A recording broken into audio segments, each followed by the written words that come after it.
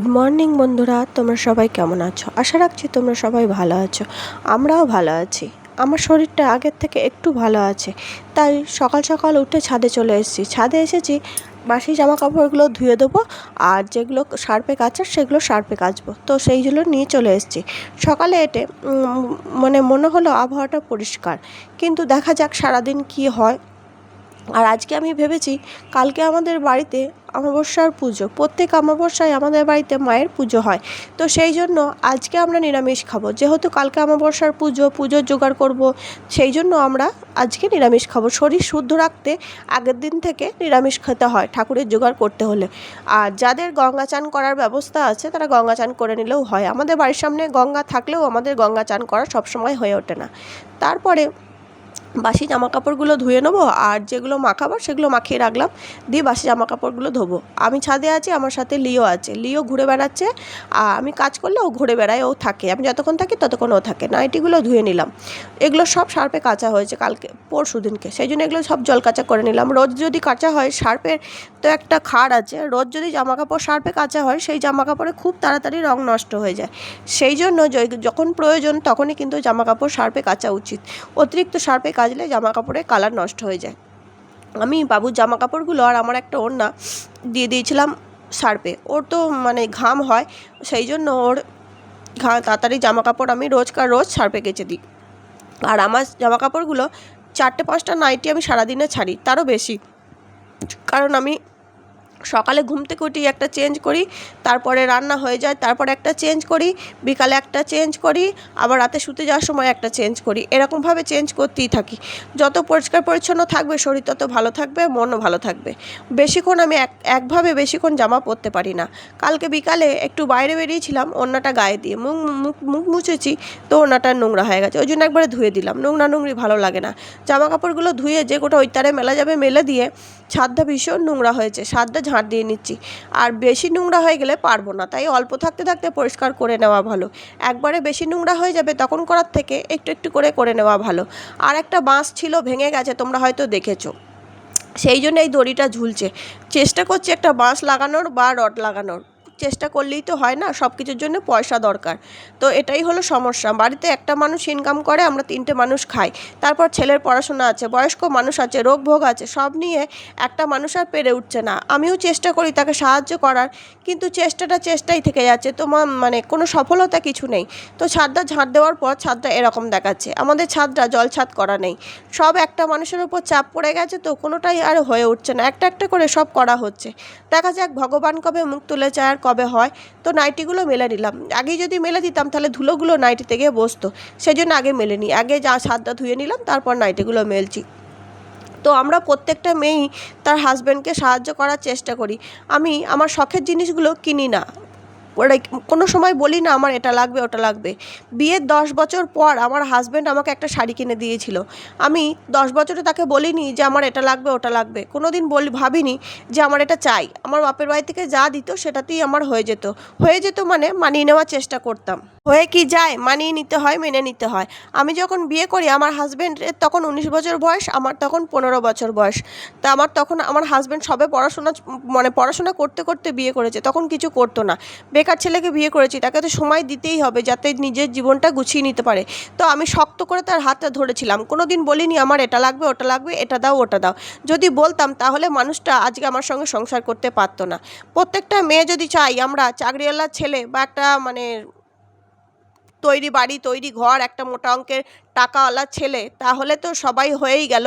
আমাদের বিয়েটা হলো লাভ ম্যারেজ, সেই জন্য আমরা একে অপরকে ভালোবেসে বিয়ে করেছিলাম। টাকা পয়সা বা বাড়ি গাড়ি কিছু দেখিনি। এখনকার মেয়েরা যেটা দেখে যে আগে ছেলে কি করে, চাকরি করে কিনা, সেটা দেখে বিয়ে ঠিক করে। তো আমি তো সেটা ভাবিনি, আমি মানুষটাকে ভালোবেসেছিলাম। তার বাড়ি কেমন সেটাও জানতাম না, তার বাড়িতে কে কে আছে সেটাও জানতাম না, কে কী করে সেটাও জানতাম না। চা করে নিয়ে ভাতটা বসিয়ে দিলাম, কারণ চা খেতে খেতে ভাতটা হয়ে যাবে, তারপর ডালটা বসিয়ে দেবো। তো এই আমার কাজ চলতেই থাকে। তো কাকিমা এসেছে, কাকিমার সাথে কথা বলছি, তারপর চা নিয়ে ঘরে চলে এলাম। ঘরে ছেলের সঙ্গে কথা বলছি, ছেলে গুড মর্নিং বলছে তোমাদেরকে সবাইকে। তো যাই হোক, তো সেই ছেলেটার হাত ধরেছিলাম বলে আজকে সেই ছেলেটা, আমি যখন বিয়ে হয়ে আসি শ্বশুরবাড়িতে নিচের তলায় দুটো ঘর ছিল, তারপর আমি আর আমার হাজব্যান্ড মানে জীবনে শক্ত করে হাতটা ধরেছিলাম বলে আজকে ওপরতলায় ঘর দুয়ার যেটুকু করতে পেরেছি থাকার মতন। গরিব মানুষের যেটুকু লাগে, বেঁচে থাকতে গেলে মানুষের যেটুকু প্রয়োজন সেটুকু করেছি। আস্তে আস্তে চেষ্টা করছি আরও কিছু করার। আমার খুব শখ নিজের বাড়িটা যেন খুব সুন্দর হয়। আমার মানে বাড়িতে ঢোকার পর মনে হয় যে সবথেকে শান্তির জায়গা হলো বাড়ি। মানুষ সারাদিন বাইরে কাজ করে বাড়িতে এসে শান্তিতে থাকার জন্য। সেই জন্য বাইরের জমি জায়গা না কিনে আমি চেয়েছি একটা নিজের বাড়ি থাকবে, যেই বাড়িটা রাজপ্রাসাদের মতন হবে। ঢুকলেই যেন খুব সুন্দর দেখতে লাগে, সবাই যেন বলে এসে বাড়িতে, বাহ বাড়িটা তো খুব সুন্দর সাজিয়েছে। সেই জন্য পয়সা দরকার, সেই জন্য পয়সা লাগবে। আর একটা মানুষ ইনকামে যেহেতু করে, আর আমার স্বামী সরকারি চাকরি করে না, দিন আনা দিন খাওয়া মানুষ, আমরা খেটে খাই। তো যাই হোক, কীভাবে মানে খুব কষ্ট করেই করা হয়, লোন টোন নিয়ে বা একটু একটু করে জমিয়ে। আমার হাজব্যান্ড কোনো খারাপ নেশা নেই বা কোনো কিছুতে পয়সা নষ্ট করে না, নিজে কিছু খায় না, নিজে পয়সা সঞ্চয় করে রেখে আজকে এইগুলো করছে, টুকটাক করে করছে বলে হয়ে যাচ্ছে। সেই বেকার ছেলেটাকে বিয়ে করে আজকে আমি জীবনে যেটুকু পেয়েছি সেটুকুতে আমি অনেক খুশি। এই মানুষটার হাত ধরে আমি বেরিয়ে এসেছিলাম বলে সেদিনকে আজকে আমি যাই বাবা মায়ের পাশে আছি, শ্বশুর শাশুড়ি ছেলে স্বামী সবাইকে নিয়ে সংসার করছি। আজকে যদি একটা টাকাওয়ালা ছেলে দেখতাম আমি কেমন থাকতাম আমি জানি না, হয়তো ভালো থাকতাম, নয়তো খারাপ থাকতাম। ভালো খারাপ আমাদের ভাগ্যে লেখা থাকে, আর ভাগ্যটা নিজে নিজে তৈরি করতে হয়। কালকে তেলটা এনেছে, ঢালা হয়নি, দেখেছিলে কালকে মুদিখানার মালগুলো ঢালছিলাম, গোছাচ্ছিলাম, কালকার সময় ওঠেনি। মুখটা এত সরু করে কেটে ফেলেছি, তেলটা ঢালতে পারছি না, দু জায়গায় ঢেলে নিয়ে লাল বোতলটা সরিয়ে রাখবো আর এই বোতলটা ব্যবহার করব। তো আমাদের সপ্তাহে সপ্তাহে মাল আসে, আর এই তেলটা আমাদের এক সপ্তাহ তেল, এটাতেই আমাদের গোটা সপ্তাহ হয়ে যায়। যাই হোক, তো আজকে আমার স্বামী মাকে দেখছে, আমাদেরকে দেখছে, মানে ছেলের পড়াশোনা চালাচ্ছে, মায়ের অসুখ চালাচ্ছে, আমারও প্রায় দিনই রোগ ভোগ লেগেই থাকে। আমার হাজব্যান্ডের শরীর এখন ভালো যাচ্ছে না, তাই আজকে আমি ভাবছি যে আমাদের বাড়িতে এতটা রোগ ভোগ লেগে থাকতো না, আগে তো আমরা ভালো থাকতাম। আজকে অনেক দিন হয়ে গেল আমি অসুস্থ ছিলাম, প্রায় একটা বছর আমার জীবনে অভিশাপের মতন গেছে। তো সেই বছরটা আমি মনে করতে চাই না, আমার আগের বছরটা খুবই খারাপ গেছে। তো আমি কিচ্ছু করতে পারিনি, রেস্টের মধ্যেই গেছে, একবার শরীর ভালো একবার শরীর খারাপ। আজকে রান্না হচ্ছে আলু ভাজা, ডাল আর পোস্ত। আজকে যেহেতু নিরামিষ সেটাই করেছি। পনির ছেলে এনেছিল, করার মতো সময় হয়নি। কেন হয়নি ভিডিওটা দেখলেই বুঝতে পারবে। যাই হোক, আলুটা সেদ্ধ হয়ে গেছে, আগে কষিয়ে টমাটম দিয়ে ফোড়ন দিয়ে টমাটম দিয়ে আর তরকারিটা নেড়ে চেড়ে একটু নুন হলুদ দিয়ে নেড়ে চেড়ে এবারও সেদ্ধ হয়ে যাওয়ার পর ডাঁটাগুলো দিয়ে দিলাম। ডাঁটাগুলো দেওয়ার পর পোস্তটা বাটতে এসেছি। তরকারিটা নামাবার আগে পোস্তটা দিয়ে হালকা ফুটিয়ে নামিয়ে নেবো, একটু কাঁচা তেল ছড়িয়ে দেবে, আরও খেতে ভালো লাগবে। আমি দিইনি, তোমরা দিও। রান্নাবান্না কমপ্লিট, ভাবছি ঘরটা গুছাবো, সেই জন্য একদিক করে নিই, তো সব দিক যদি ছড়িয়ে ছিটিয়ে থাকে তখন আমি পারবো না। রান্নাঘরের কাজ সেরে জলখাবার খেয়ে তারপরে বড় ঘরটায় লাগবো। আমাদের বাড়িতে আমি যেই ঘরটায় থাকি সেই ঘরটা সব থেকে খোলামেলা, সব থেকে সুন্দর, কিন্তু আমাদের বাইরে প্লাস্টার ছিল না, অনেক দিন বর্ষার জল পেয়েছে বাড়িটা, সেই জন্য ঘরের রঙটা ফেড হয়ে গেছে। আর আমি অনেক দিন বিছানায় শয্যাশায়ী মতো ছিলাম, কিছু করতে পারিনি রান্না খাওয়া ছাড়া, সেই জন্য নিজের বাড়িঘর খুব একটা যত্ন করতে পারিনি, এখন ইদানিং করছি। তো সেই জন্য বাড়িঘরটা মানে কি বলবো, ঘরটা এত নোংরা হয়েছে। ওপর যেটুকু করা রোজকার ঝাঁট দেওয়া মোছা সেগুলো করি। রান্নাঘরটাকে তো আমি সবসময় পরিষ্কার রাখার চেষ্টা করি, যাতে রান্নাঘরেই তো মা লক্ষ্মী বাস করে, সেই জন্য রান্নাঘরটা সবসময় আমি পরিষ্কার রাখার চেষ্টা করি। আর রান্না করার পর সবসময় গ্যাস পরিষ্কার রাখার চেষ্টা করি। বলে যে রান্নাবান্না করে নেওয়ার পর গ্যাস না মুছলে সংসারে বেশি অশান্তি হয়, আর মানে যত গ্যাসে ওই নোংরা পুড়বে তত সংসারে অশান্তি হবে, অভাব অনটন আসবে। সেই জন্য আমি সংসারে সবসময় চেষ্টা করি রান্নাঘর পরিপাটি করে রাখার। আর তুমি যত সুন্দর করে বাড়িঘর রাখবে তোমার মন তত ভালো থাকবে, শরীর ভালো থাকবে, আর পজিটিভ এনার্জি কাজ করবে। সংসারে শান্তির জন্য বাড়িঘর পরিষ্কার রাখা উচিত। সপ্তাহে একদিন হলেও নিজের বাড়িঘর পরিষ্কার রাখো, আর রান্না করার পর রান্নাঘরটা একটু গুছিয়ে নিলেই রান্নাঘরটা পরিষ্কার হয়ে যায়। একটু সময় লাগে ঠিক আছে, করতে গেলে একটু পরিপাটি করে করতে হয়। একটু সময় লাগে। আমার রান্নাঘরে অনেক জিনিস দরকার, কিন্তু টাকার অভাবে কিনতে পারি না, কারণ আমি তো কিছু করি না। আমি আমি হাউসওয়াইফ, আর আমার কাছে এমন টাকা নেই যে আমি সব কিছু কিনবো। তো একটু একটু করে করার চেষ্টা করি, আর যাই করেছি একটু একটু করে করেছি। বাসন কোসন জিনিসপত্র আমি একটা একটা থালা, দুটো, আর দুটো বাটি আর একটা কড়াই, এই নিয়ে শাশুড়ি মানে আলাদা হয়েছিলাম। আজকে আমার সংসারে এত বাসন, তোমাকে কি বলবো, তোমাদেরকে কিছু বলার নেই। মানে আজকে ধৈর্য ধরে করেছি বলে আমার বাসন রাখার জায়গা নেই। একদিন মনে হয়েছিল আমার একটাও বাসন নেই, আমি একদিন এত বাসন করব যে আমার বাসন মানে ভর্তি হয়ে থাকবে। মানে শখ করে কিনতে কিনতে এত বাসন হয়ে গেছে। রান্নাঘর গোছানোর পর এই বাসনগুলো পড়েছে। এর আগে কিছু বাসন ছিল, সেগুলো মেজে নিয়েছি, সেগুলো আর ক্যামেরায় দেখানো হয়নি। গামলা ভর্তি হয়ে গেছে বাসনে। যাই হোক, আমাদের মানে পরিষ্কার পরিচ্ছন্ন একবার করে নিলেই শান্তি। মানে সারাদিনই করতে হয়, কিন্তু মোটা কাজটা এখনই হয়ে যাবে। তো আমি রান্নাঘরটা পরিষ্কার করে নিচ্ছি। রান্নাঘরটা পুরো পরিষ্কার হয়ে গেল, ওপরগুলো বাসনগুলো ধুয়ে নেবো, তারপর নিচটা মুছে নিয়ে চলে যাব ঘরে। দিয়ে আমি মানে আজকে খাবো দুধ মুড়ি। দুদিন ধরে দুধ খাওয়া হচ্ছে না, দুধটা রয়ে যাচ্ছে। 60 টাকা করে দুধের কেজি, সেই দুধ নষ্ট করলে হবে বলো বন্ধুরা? তো হবে না। বেসিনটাও পরিষ্কার করে নিলাম, বাসন মাজার সাথে সাথে যদি বেসিনটা পরিষ্কার করে নাও ভালো হয়। হ্যান্ড ওয়াশ দিয়ে হাতটা ধুয়ে নিলাম। তারপরে রান্নাঘরটা পরিষ্কার করার পর কত সুন্দর লাগছে দেখো। সুন্দর লাগুক না লাগুক, এই যে মানে দেখছো গ্যাসের ওভেনটা, এটা 17 বছর বয়স, কেউ বলবে পরিষ্কার। চলে এলাম ঘরে, খাওয়া দাওয়া করে নিয়েছি, খাওয়া দাওয়াটা তোমাদের সাথে শেয়ার করিনি। তো ঘরে চলে এলাম, পর্দাগুলো খুলে নিচ্ছি। পর্দাগুলো খুলে নিয়ে শার্পে চুবিয়ে দেবো। আমার এক সেটই পর্দা, 2 সেট পর্দা নেই যে একটা খুলে নিয়ে একটা লাগিয়ে দেবো। ভাবি কিনবো, কিন্তু হয়ে ওঠে না, যেন পয়সাপাতির জন্য আর হয়ে ওঠে না। তো যাই হোক, এই পর্দাগুলো সব খুলে নিচ্ছি, দিয়ে শার্পে চুবিয়ে দেবো, দিয়ে এগুলো ঘরটা পরিষ্কার করে নিয়ে পর্দাগুলো কেচে মিলে দেবো। এটাই চিন্তা ভাবনা করেছি। তো জলে সার্ফ নিয়ে নিলাম, সার্ফ নিয়ে পর্দাগুলো ভিজিয়ে দিচ্ছি। খুব চেষ্টা করি 2 সেট পর্দা করব, হয়ে আর উঠছে না। তো বিছানাপত্রগুলো বার করে নিচ্ছি, কারণ বিছানাপত্রগুলো নোংরা হয়ে যাবে। আর নোংরা বিছানায় শুলেই হাঁচি কাশি হবে, শরীর খারাপ করবে, গা চুলকাবে। সেই জন্য আগে বিছানাপত্রগুলো তুলে নিলাম, তারপরে গোটা ঘরটা পরিষ্কার করব। এই দেখুন, কদিন আগেই বাবু ঝুলগুলো ঝেড়েছিল, কিন্তু দেয়ালের যে ঝুলগুলো লেগে থাকে সেগুলো তো পরিষ্কার হয়নি। আর জানলায় এত ঝুল, জানলায় হাত দেওয়া যাচ্ছে না, যত নোংরা। আর আমার না খুব অ্যালার্জি, আমি খুব অ্যালার্জিতে ভুগছি, প্রায় দিনই ওষুধ খেতে হয় আমাকে। জানলাগুলো খুলে দেওয়ার পর দেখলাম ভীষণ ধুলো। তো সব ঝেড়ে নিলাম, সুন্দর করে ঝাড়ছি। তো ঝাড়তে তো প্রচুর সময় লাগে, আমি লেগেছি মোটামুটি 11টায়। আর আমার কাজ শেষ হলো দুপুর 2টোয়। তারপরে চান করেছি, তারপরে ভাত খেয়েছি। কতক্ষণ লাগে দেখো। আর টুকটাক যেটুকু দরকার হয়েছে আমার ছেলে আমাকে হেল্প করেছে। ছেলেকে বলেছিলাম বাবা কাছে থাক, কারণ বারবার যদি আমি খাট থেকে নামি আর এটা ওটা নিই আর দরকারে ছুটে যাই, তাহলে আমার কোমরের ব্যথা বেড়ে যাবে। সেই জন্য বাপরে, আলমারির পাশে কি ঝুল হয়েছিল, আর খাটের নিচগুলো মনে হচ্ছে, আমি ঘর পরিষ্কার করার পর বুঝলাম মনে হচ্ছে ঘর থেকে আমি 5 কেজি ধুলো বার করেছি। অথচ প্রত্যেক দিন ঝাঁট দিই, প্রত্যেক দিন মুছি। খাটের তলাটা চেপে ঝাঁট দেওয়া হয়নি, তলাটা ঝুলগুলো নেওয়া হয়নি, সেইগুলো নিলাম। আর আশেপাশে ঝুলগুলো নিলাম, যেগুলো সবসময় চোখে পড়ে না, যেগুলো খুঁটি চোখে পড়তে হয়, সেইগুলো। গোটা ঘর আজকে ভালো করে ঝাড়বো, পরিষ্কার করব নিজের মনের মতন করে। আমার ঘর ভাঙাচোরা ঘর, তারপর রং নেই, তারপর ভাঙাচোরা আসবাবপত্র, তবু চেষ্টা করি যেটুকু পারি নিজের মতন করে গুছিয়ে বাগিয়ে রাখার। ওই দিকে জানলাটা ভালো করে ঝেড়ে নিলাম, তারপরে এই দিকে জানলাটা, এই ঘরটা আমি আমার মনের মতন করে করেছি। বড় বড় জানলা করতে বলেছিলাম, আমার খুব বড় বড় জানলার শখ, কিন্তু আলমারিটা রাখার পর আর শোকেসটা রাখার পর জানলাটা মানে গাঢ় হয়ে যাচ্ছে। আমাদের নিচের তলায় কিছু কাজ আছে, সেই কাজগুলো করা হয়ে গেলে আমাদের ওপরতলায় কাজ ধরবে। এই আলমারি শোকেস সবই চেঞ্জ করা হবে, কিন্তু সব কিছুর জন্য তো টাকা লাগে, আর টাকার পেতে গেলে সময় লাগে। তো সেই জন্যে অপেক্ষা করতে হবে আর ধৈর্য ধরতে হবে, আর কিছু করার নেই। তো দরজার পাশগুলোও খুব ঝুল হয়েছে, এই দরজা জানলা সব যেন নিজে রং করেছি। তো এই দেয়ালগুলো যে ঝাড়ছি, কী পরিমাণ যে ধুল বেরোচ্ছে কী বলবো। ঝাড়ার পর একটা শুকনো ন্যাকড়া নিয়ে নিয়েছি, শুকনো ন্যাকড়া দিয়ে ভালো করে খাটের গাগুলো, জানলাগুলো, পাল্লাগুলো সব মুছে নিলাম। মায়ের মুখটা আমরা একবার মেলায় কিনেছিলাম, দিয়ে রংটা নষ্ট হয়ে গেছিলো, দিয়ে আমাদের বাড়িতে রং ছিল, আমার ছেলে আবার সুন্দর করে রং করে দিয়েছে। এত সুন্দর লাগছে মায়ের মুখটা, কী বলবো, আরও সুন্দর লাগছে।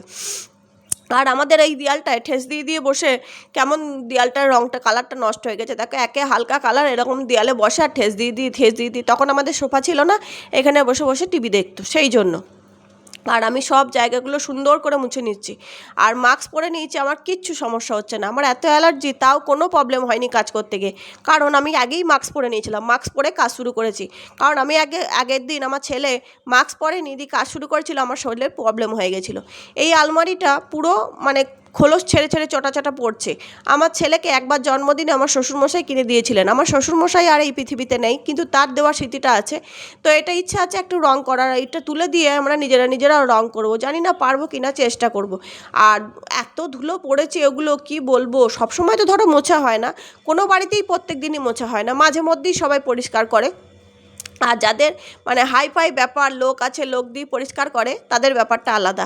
কারণ আমাদের নিজেদের শরীর টরীর খারাপের ব্যাপার আছে, রোজ রান্না বান্না করে কাজকর্ম করে ক্লান্ত হয়ে যায়, রোজ তো সম্ভব নয়।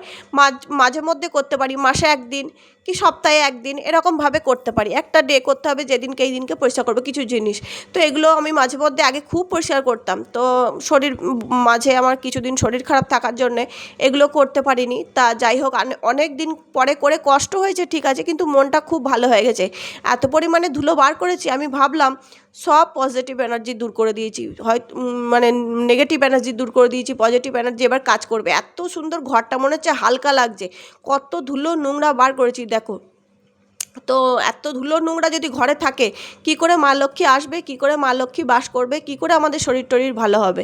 তো কিছুই হবে না, না ঘর দোর পরিষ্কার রাখলে শরীর ভালো থাকে, মা লক্ষ্মী থাকে, আর পজিটিভ এনার্জি কাজ করে, নেগেটিভ এনার্জি চলে যায়। আমি যেটুকু জানি, তোমরা যা জানো সেটা কমেন্টের মাধ্যমে জানিও। তো যারা খুব ঘরদোর পরিষ্কার করে সেটা তাদের কাছে খুবই ভালো কথা।